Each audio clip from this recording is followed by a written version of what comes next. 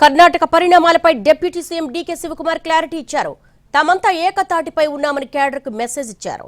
ఎమ్మెల్యేలో ఎలాంటి గందరగోళం లేదని, కాంగ్రెస్ ఎమ్మెల్యేలంతా కలిసే ఉన్నారన్నారు డీకే.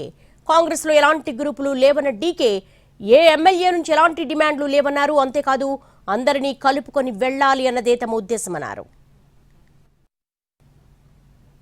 ಈ ಪಕ್ಷದ ಮತ್ತೆ ಅಧಿಕಾರಕ್ಕೆ ನಾವು ತಂದಿದ್ದೇವೆ. ಅದನ್ನು ಉಳಿಸ್ಕೊಂಡು ಹೋಗಬೇಕು. ಉಳಿಸ್ಕೊಂಡು ಹೋಗೋ ದೃಷ್ಟಿಯಿಂದ ಅನೇಕ ಚರ್ಚೆಗಳನ್ನು ಮಾಡಿದ್ದೇವೆ, ಭೇಟಿ ಮಾಡಿದ್ದೇವೆ. ಸೊ ಆ ವಿಚಾರದಲ್ಲಿ ನಮ್ಮದು ರೋಡ್ ಮ್ಯಾಪು ಈಗ 2.5 ವರ್ಷ ಆಯಿತು.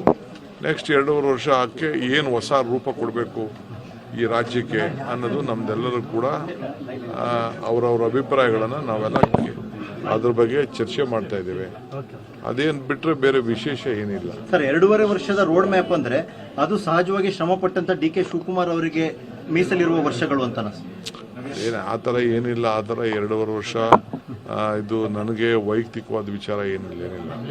ಶ್ರಮಕ್ಕೆ ನನ್ನ ವೈಯಕ್ತಿಕ ಎಲ್ಲ ಪಕ್ಷ ತೀರ್ಮಾನ ಮಾಡ್ತಿದೆ.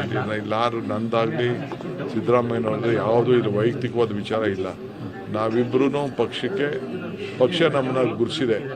ನಾವು ಪಕ್ಷಕ್ಕೆ ವಾಪಸ್ ಅಧಿಕಾರಕ್ಕೆ ತರಕ್ಕೆ ಏನ್ಬೇಕೋ ನಾವೆಲ್ಲರೂ ಸೇರಿ ಒಟ್ಟಿಗೆ ಇರುವಂಥ ಮಂತ್ರಿಗಳು, MLAಗಳು, ಕಾರ್ಯಕರ್ತರು, ಚೇರ್ಮನ್ಗಳು, ಬ್ಲಾಕ್ ಅಧ್ಯಕ್ಷರುಗಳಿಂದ ಆದಿಯಾಗಿ ಎಲ್ಲರೂ ಕೂಡ ಕಾರ್ಯಕರ್ತರು, ಪಂಚಾಯತಿಯಿಂದ ಪಾರ್ಲಿಮೆಂಟ್ವರೆಗೂ ಇರುವಂಥ ಎಲ್ಲ ಲೀಡರ್ಗಳು ಒಟ್ಟಿಗೆ ಸೇರಿ ನಾವೆಲ್ಲ ಕೆಲಸ ಮಾಡ್ತೀವಿ. I don't have any group here. But there is a huge demand of MLAs, sir.